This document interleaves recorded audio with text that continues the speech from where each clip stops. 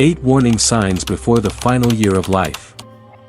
Have you noticed subtle changes in the health of an elderly loved one, things that might seem small but leave you wondering if something is wrong? What if I told you that these changes, like a shift in energy or communication, could be your body's way of quietly signaling that the end is near? The truth is, while death often seems to come unexpectedly, the body often gives us months, even a year of subtle warnings, and understanding these signs could change how we care for our aging loved ones. In this video, we will delve into the 8 key signs that appear as the body prepares for its final stages. These signs are not just physical, they reveal the profound connection between the body, mind, and spirit as we approach the end of life. By recognizing these early, you can provide better care, more compassion, and ensure that precious moments are not missed. Stick with us until the end, as we'll uncover how these signs can transform the way you approach the time left with your loved ones, offering insight and peace in moments that might otherwise feel uncertain. Significant weight loss. In the final stages of life, one of the first physical changes that often signals the body's natural decline is significant and unintentional weight loss. At first glance, it may seem insignificant, a slight loosening of the belt, an occasional decline in appetite, or clothes that fit more loosely. You might brush it off as simply a consequence of aging or a person not feeling as hungry as before. However, this weight loss is not a trivial matter, it's a subtle but powerful signal from the body that something deeper is happening. At its core, weight loss, particularly when it's unintentional, points to a reduction in the body's ability to metabolize and retain nutrients. This process goes beyond just burning fat. It's the body's way of slowing down, retreating from the constant need to replenish and fuel itself. The decrease in muscle mass is one of the clearest indicators that the body is no longer as capable of sustaining itself as it once was. From a Buddhist perspective, the body is regarded as a temporary vessel, a shell housing the mind and spirit. It is the ultimate symbol of impermanence. We understand through Buddhist teachings, particularly the concept of anicca, impermanence, that nothing in life is fixed. Everything, our bodies, our thoughts, our experiences, are in a constant state of flux. The gradual loss of weight and vitality is not something to fear, but rather something to acknowledge as part of the inevitable cycle of life and death. There is a profound Buddhist story that illustrates this principle. The great Zen master Hakuin Ekaku, revered for his wisdom, once observed a disciple who had begun to show signs of weight loss in his final days. The monks around him urged him to eat more, to drink, to fight the physical decline they saw. But the wise master instructed them to take a step back. "What you see is not to be resisted," Hakuin said. "This is a natural part of the journey." The monks then focused their attention on making the disciples' final days as peaceful as possible. They didn't push for food or try to reverse the process. Instead, they offered small, nourishing portions, gave him rest, and ensured he was surrounded by serene, comforting surroundings. In the end, the disciple passed away quietly, without fear, stress, or the anxiety of resistance. This peaceful passing was a reflection of how embracing the impermanence of the body can bring comfort, not only to the one who is passing but also to those left behind. This teaching reminds us that we don't need to fear or resist the physical signs of aging. Just as the leaves fall from trees in autumn, weight loss in the elderly can be seen as a natural transition, a reminder that all things are in constant flux. By accepting this impermanence, we can offer compassion and support, not by trying to reverse the inevitable, but by making the process as gentle and dignified as possible. In Zen, there is a deep appreciation for the ebb and flow of life. Weight loss, while often uncomfortable to witness, becomes a poignant reminder of the human experience, how everything is in constant motion, subject to change, and ultimately, to let go. Instead of worrying, we learn to let go ourselves, to surrender to the natural flow of life's cycles. When you see this sign in someone you love, take a moment to honor their journey.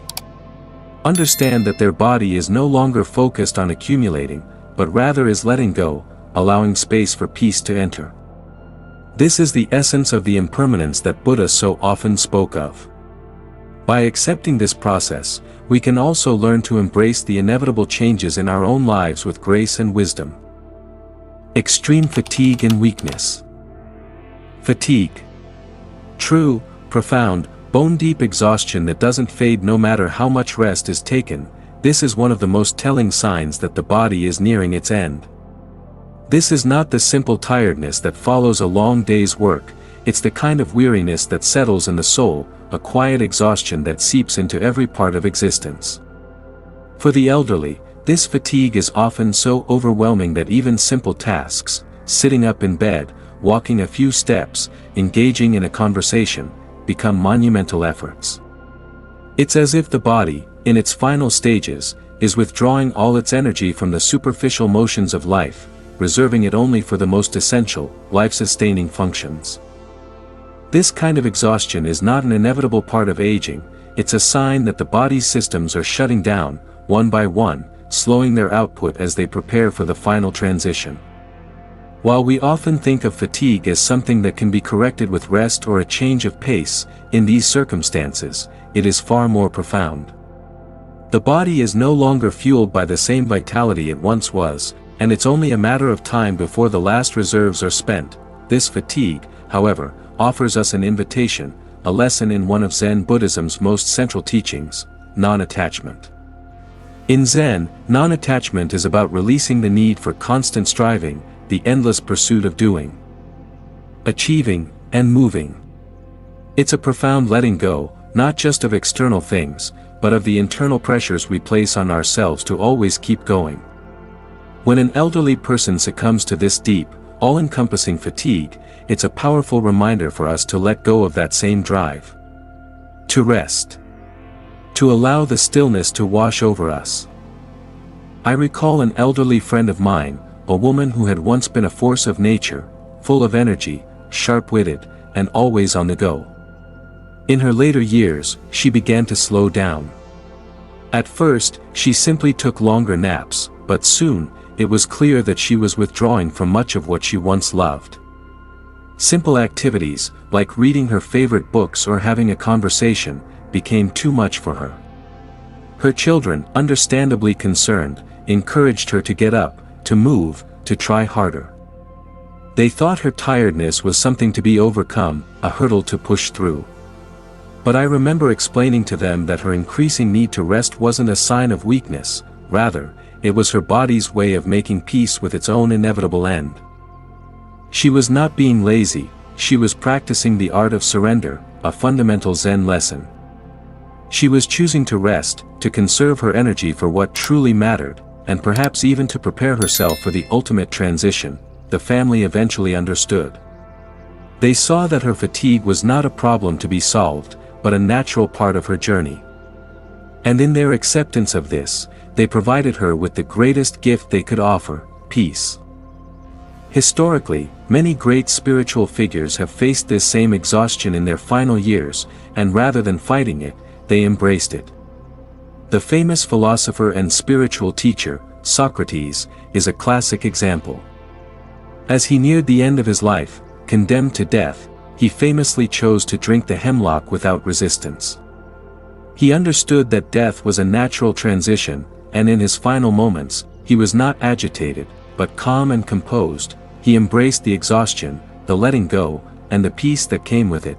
In Zen, we are taught to mirror this calm acceptance. The fatigue that older individuals experience serves as a mirror for us, an invitation to understand that we do not always need to fight against rest or give in to the pressure to always be doing. Sometimes, the greatest wisdom lies in simply stopping. Understanding that our bodies, like all things, are impermanent, and that this slowing down is part of the beauty of life's natural cycle, is liberating. By accepting this fatigue, by embracing stillness, we allow ourselves to let go of the constant urge to achieve. This act of releasing the need to do and simply being is a profound lesson in Zen. It teaches us that we do not need to hold on to every moment, every task, every ounce of energy. Sometimes, the greatest act of love and compassion we can offer is to allow ourselves and our loved ones the grace to rest, to surrender, and to simply be. In the end, it is in this stillness, this moment of complete surrender to the body's natural rhythms, that we find the ultimate peace. And perhaps, in those final moments, we come to understand the true meaning of life itself, not in the hustle and bustle, but in the quiet, profound act of resting. Increased confusion or withdrawal. One of the most striking and poignant changes in the elderly as they near the end of their life is the shift in their mental clarity. It can be jarring to witness, the once sharp mind now clouded by confusion, the once familiar slipping into the foreign. Simple things, names, faces, events, can seem as distant and unclear as memories from a past life. It's as if the very essence of their being is becoming untethered, drifting away into the fog of time, yet, this mental decline is not always a sign of dementia or Alzheimer's. It is, in many ways, a natural part of the dying process. As the body's systems begin to slow, so does the mind, as if it, too, is preparing for the final transition. The body's circulatory system weakens, reducing blood flow, and with it, the flow of oxygen to the brain. The result is a gradual erosion of cognitive function, a soft fading of the mind's clarity. From a Zen Buddhist perspective, this shift in mental clarity can be seen as a profound opportunity to practice one of the core teachings, mindfulness in the present moment. The mind, when it is sharp, is often consumed with thoughts of the past and the future. It is constantly planning, recalling, analyzing, and worrying. But as the mind fades, the beauty of the present moment becomes even more apparent. The Zen practitioner, who has trained their mind to rest in the here and now, finds peace in moments of stillness. Regardless of what the mind is doing, as loved ones slip into confusion, our response should not be to fight it, to try to bring them back to a state of normalcy. Instead, we must offer the gift of presence. There are moments when, instead of engaging in conversation, simply being with someone in silence can offer them more comfort than any words could. The act of sitting beside them, holding their hand, sharing in their quiet, and simply offering our presence is a deeper form of connection than any intellectual exchange could provide. I remember the story of an elderly monk who, in his final years, would often forget the names of those closest to him.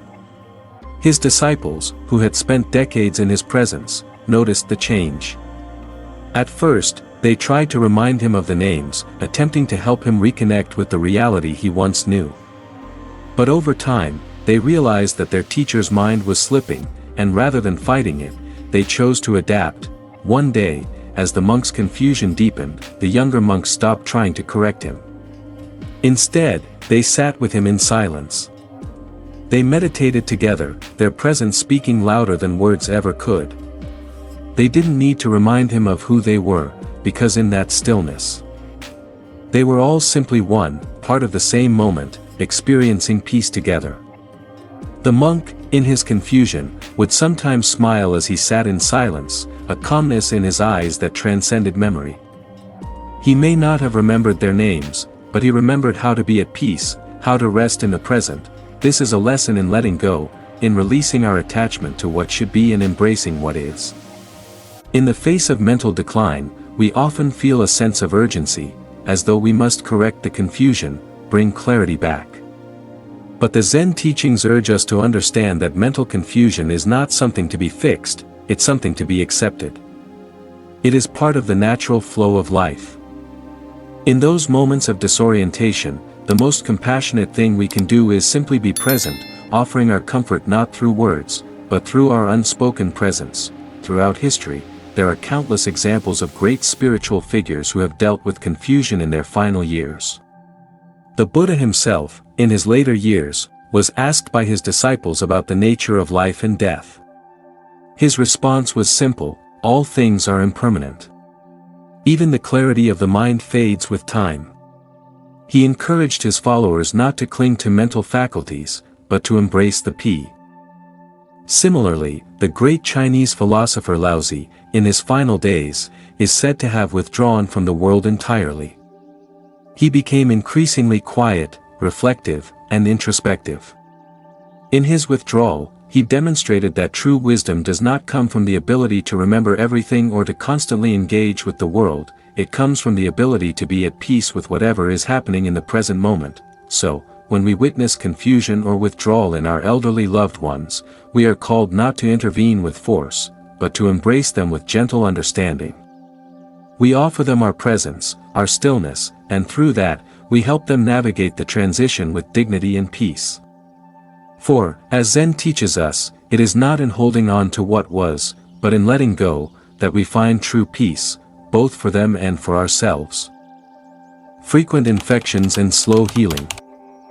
As the body nears the end of its life, one of the more obvious signs of decline is the increasing frequency of infections and the sluggishness with which it heals.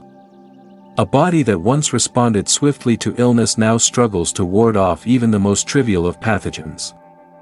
Cuts that once healed in days can linger for weeks, and common infections, like colds or urinary tract infections, may spiral into more serious conditions. This slowdown of the body's defenses is often a stark reminder of the inherent fragility of life, and it brings us face to face with one of Zen Buddhism's most profound teachings, impermanence. The body is no longer the strong vessel it once was, and the inevitability of aging and death becomes more apparent. This is where Zen wisdom encourages us to embrace our vulnerability rather than resist it. The weakening immune system highlights the interconnectedness of all things, the impermanence of life, the fragility of the body, and the deep truth that we are not separate from the world around us. Zen also teaches us the importance of non-attachment, and this concept becomes especially poignant when caring for a loved one who is nearing the end. The body is a temporary vessel that is not ours to control, only to care for. Just as a gardener tends to a plant knowing that it will one day wither and die, we care for our loved ones with the understanding that we cannot prevent their decline. But we can offer love, comfort, and compassion during their final moments. I remember a family friend who had been diagnosed with a terminal illness. Over time, his body's ability to heal from even minor illnesses diminished, and frequent bouts of pneumonia made his condition even more precarious. His family, though understandably distressed, came to realize that their focus should shift from fighting his illness at all costs to making his remaining days as peaceful as possible. They no longer aimed to prolong his life artificially but instead created an environment of calm and love. Soft music played in the background, they shared quiet conversations, and most importantly, they simply sat by his side, providing comfort without the need for constant medical interventions. This approach is in line with the Zen philosophy of embracing what is, rather than forcing a change. They let go of the need for their loved one to heal, accepting the process of life's decline as a natural part of existence. In Zen, there is an emphasis on living with the present moment, being fully aware of what is happening around us and accepting the impermanent nature of all things, including the body. Historically, many great leaders and spiritual figures have faced their final days with a similar attitude. The Buddha, at the age of 80, experienced a slow decline in health. Despite being a figure revered for his teachings on enlightenment and immortality, he too became ill. And his body began to show signs of weakening. However, the Buddha did not resist this decline. Instead, he embraced it, understanding that the body was simply the vehicle for his spiritual journey, not the essence of his being. In his last moments, he instructed his disciples to remain mindful of impermanence, encouraging them to focus on the teachings rather than clinging to the physical body. Similarly, in the life of the great Chinese poet and philosopher Li Bai, we see an example of someone confronting the inevitable decline of the body with acceptance. In his later years, after a lifetime of adventure, Li Bai faced illness and the slow degradation of his physical form. Rather than lamenting his condition, he turned his attention to nature and the fleeting beauty of life. His final poems reflect a deep sense of acceptance and peace with the transient nature of existence. In caring for our elderly loved ones, it is essential to recognize the wisdom in slowing down and finding peace amidst the inevitable process of aging and decline. By accepting that infections and slow healing are part of the body's natural decay, we can approach these challenges with compassion and grace. The Zen approach calls us to offer our presence, our love, and our care, not out of a desire to fight death, but out of the understanding that suffering can be eased through selfless love and non-attachment. In this way, we become a source of peace, not only for those we care for but for ourselves as well. Major changes in breathing or circulation. As the body prepares to relinquish its hold on life, the signs become both subtle and unmistakable. The most striking of these is the transformation in breathing and circulation. The rhythm of life itself begins to slow, each breath growing more labored, irregular, or shallow. Blood that once coursed energetically through the veins now moves with a kind of reluctance, redirected toward the vital organs. As this process continues, the skin may pale or take on a bluish hue, an outward reflection of the internal battle between life and its inevitable end. Breathing may become short, a gasp for air with even the slightest exertion, like the final stirrings of a fire, flickering before it fades completely. This profound shift in bodily functions is often a clear signal that the time for this life is drawing to a close. It's a powerful moment that calls us to face the finality of existence with dignity and acceptance, acknowledging that our loved ones, in their final moments, are teaching us one of life's greatest lessons, the transient nature of all things. Zen Buddhism offers a deep and transformative perspective on the impermanence of life through the practice of mindfulness of breath. The breath, which is often taken for granted, becomes a focal point in meditation, reminding us of the life force that sustains us. When we witness someone's breathing change, it becomes a direct invitation for us to turn inward and reflect on our own breath. Our own existence. Every breath we take is a gift, a fleeting miracle that links us to the present moment. I remember sitting beside an elderly relative as her breathing grew slow and erratic. Each exhale seemed to extend longer, each inhale seemed more difficult. I held her hand, and together, in the quiet space between us, we breathed deeply, not to try and change her condition, but to be present with her in her journey. It was a beautiful moment of connection, without words, without the need for anything to be fixed, simply being there, breathing in unity. In those final hours, the change in her breath echoed the Zen concept of impermanence and oneness. In Zen, we are taught to meditate on the breath as a way to bring awareness to the impermanence of life. The breath is not something we control. It is something that flows naturally, yet it can end at any moment, just as life itself does. By focusing on our breath, we gain clarity and an understanding of our own fleeting nature. This reminds me of an important historical figure, the great Zen master Hakuin Ekaku, who once said, "The great way is not difficult, just don't pick and choose." His words point to the Zen teaching that all experiences, even the last breaths of life, are part of the unfolding of reality. It is not something to resist, but to embrace with acceptance, knowing that every moment of life is temporary and precious. As we watch someone's final moments unfold, we can take this time to deepen our own understanding of life's impermanence. Just as the breath flows in and out, so too does life, entering and leaving in the blink of an eye. The Buddha, in his final moments, experienced this as well. His breathing grew labored, his body weakened, yet he remained at peace, teaching his followers to approach death with the same tranquility that is present in life's most ordinary moments. Thich Nhat Hanh, a revered Zen master, also reflects on this in his writings, noting that when we are mindful of our breath, we can bring peace into the world, even in the most chaotic of times. He teaches that breathing in, I calm my body, breathing out, I smile. This practice is not only a meditation but a way to transform suffering and anxiety. When we face the inevitable changes in breathing or circulation, it's an opportunity for us to practice deep acceptance.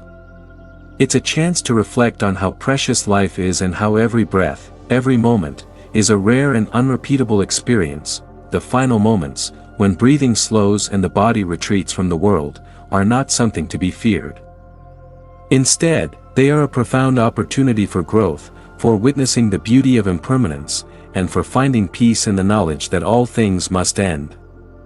The Zen practice of mindfulness invites us to stay present with those we love, not in a rush to fix or change anything, but simply to offer our compassion and presence as they take their final breaths, just as we would in any moment of great love. Reduced communication and emotional disconnection. One of the most profound signs that someone is nearing the end of their life is a noticeable shift in their ability and desire to communicate. What was once a vibrant conversation can fade into silence, and the emotional connections they once shared with others seem to dissipate. This reduction in communication often puzzles loved ones. Why is the person so withdrawn? Why have they stopped expressing their feelings and thoughts as they once did? This change is not a rejection of those around them, but rather a deeper, more complex process occurring within their body and mind. In Buddhist philosophy, this phase can be understood as part of the natural process of awakening to death.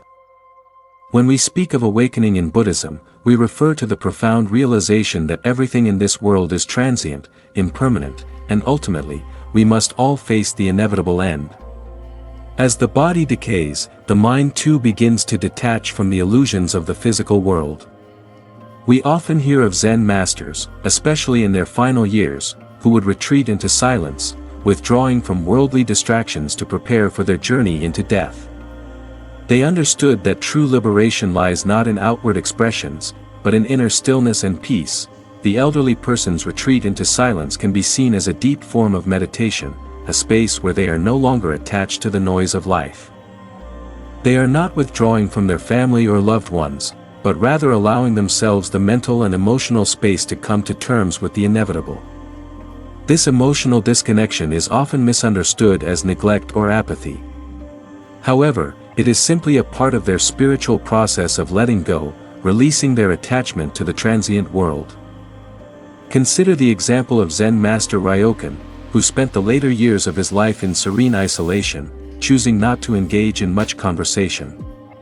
He was known to have said, "The moon is bright, the water is clear, the snow is white." These words, though sparse, encapsulated his profound understanding of the simplicity and impermanence of life. In his final days, he embraced this profound silence, not as a sign of abandonment, but as a sign of clarity and ultimate peace. I recall a dear family member, a grandmother, who in her last few years, became increasingly quiet. At first, her family was deeply concerned. She would no longer engage in conversations as she once did. Instead, she would look at them with a soft gaze, filled with unspoken understanding. Her silence was interpreted as a sign of loneliness or withdrawal, but in reality, it was her way of accepting the impermanence of life. She was not abandoning them, but rather preparing for the next phase of her existence in a space of deep tranquility. During those moments, her family continued to sit beside her, not trying to force conversation or spark interaction, but simply offering their silent companionship. They allowed her to be in her own space, offering their presence without needing to fill the void with words. Eventually, they realized that the silence was a form of peace, both for her and for them. Her love was still present, but it had shifted from verbal expression to an inner knowing, something deeper than words could ever convey. In Zen, silence is often seen as a powerful medium for reflection and enlightenment. It is not a sign of detachment, but rather an invitation to connect on a level beyond ordinary communication. As the Zen master Hakuin once remarked, the ultimate is not about words, it is about being present in the moment. It is through silence that the true essence of the human experience is often revealed. In the end, the absence of communication can speak volumes about the journey towards death, a journey of quietude, acceptance, and the release of worldly attachments. By embracing these moments of silence, both the elderly person and their loved ones can experience a deeper connection, one that transcends the need for words and is grounded in the profound understanding of life's impermanence. Changes in sleep habits. One of the more subtle, yet significant, signs of the approaching end is a shift in sleep patterns. Elderly individuals may begin to experience sleep disturbances, waking up in the middle of the night and struggling to fall back asleep, or, conversely, sleeping excessively without finding restfulness. Sleep, which was once a rejuvenating force, now becomes erratic and unsatisfying, leaving both the individual and their loved ones concerned. from a Buddhist perspective, the concept of sleep transcends mere physical rest. Sleep is viewed as a space of transition, a delicate balance between the conscious and unconscious states, a bridge between life and the other side. In the final stages of life, sleep habits often shift as the body and mind begin to detach from the physical world. The subtle changes in sleep patterns can be seen as a reflection of the soul's journey towards stillness, a process of shedding the material attachments that once held it here. In Buddhism, we practice vipassana or insight meditation, which emphasizes observing and accepting the impermanence of all things. This includes sleep itself, acknowledging that even our patterns of rest are part of the natural rhythm of life and death. The great Zen master Dogen once said, "To study the Buddha way is to study the self. To study the self is to forget the self. To forget the self is to be awakened by all things." These words can be applied to the change in sleep habits. As the elderly individual nears the end of life, their need for worldly things, such as restful sleep, becomes less pronounced. Instead, they are awakening to a more profound, spiritual reality, and the need for deep, restorative sleep may diminish. The soul, detached from the body, no longer requires the same physical energy it once did. I recall a story shared by a Buddhist doctor about a mother who experienced extreme changes in her sleep patterns in her final months. Initially, her family was concerned by her inability to sleep through the night and her constant restlessness. But instead of resorting to medical interventions or trying to force her to sleep, they adopted a peaceful approach. They created a tranquil environment, soft lighting, calming music, and gentle aromas of incense filled the room. They didn't rush to change her natural sleep cycle but instead embraced it, understanding that her restlessness was not a symptom of distress but a part of the transition process. By honoring her space and respecting her journey, they allowed her to move through this final phase with dignity and serenity. The family realized that the quality of sleep was not as important as the quality of the environment in which she rested. This story reminds us that our perceptions of sleep should be flexible and compassionate. Sleep, in the final stages of life, is not a commodity to be measured by quantity, but by the peace it offers. Just as the seasons change, so do our needs for rest. What may seem like discomfort or disruption in sleep patterns is simply part of the larger, universal cycle of life and death. The wise Buddhist teacher Thich Nhat Hanh beautifully captures this sentiment. We are here to awaken from the illusion of our separateness.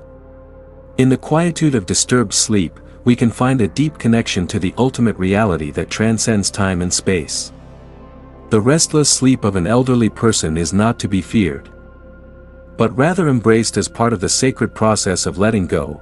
Through such reflections, we understand that sleep is not a barrier, but a portal, one that leads not only into rest but also into the quiet acceptance of life's impermanence. Instead of intervening, we can offer our presence, creating an environment that supports the soul's peaceful transition. In this space, sleep becomes not just an end, but an awakening. Loss of interest in daily activities. One of the most profound signs that an elderly individual is nearing the end of their life is the gradual loss of interest in daily activities, things that once brought them joy and fulfillment. A person who once found delight in reading, cooking, walking, or even engaging in casual conversations may begin to retreat into themselves. They may refuse invitations to family gatherings, stop participating in hobbies they once loved, or express little enthusiasm for things that once seemed vital to their day-to-day existence. This shift is not an indication that the person no longer finds joy in these activities, but rather a natural consequence of their life energy ebbing. In the teachings of Buddhism, there is a deep philosophy of non-self or anatta, which speaks to the importance of letting go of attachments. The elderly individual, as their physical body weakens, is gradually shedding the desires and external attachments that once tied them to the material world.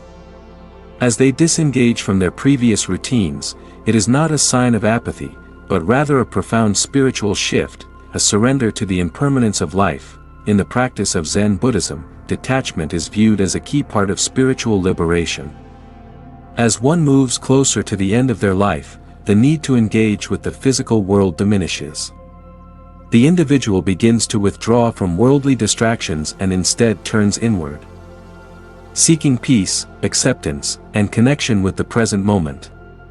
This process of disengagement is often misunderstood by family members, who may view it as a sign of decline or depression, but in truth, it is a natural and necessary part of the journey toward release.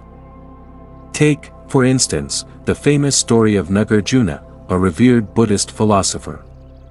Toward the end of his life, he showed little interest in the daily affairs of the monastery that he had once been so deeply involved with. His disciples, worried about his detachment, tried to encourage him to continue his teaching and other responsibilities. However, Nagarjuna simply smiled and responded, "I have taught enough, now it is time to let go."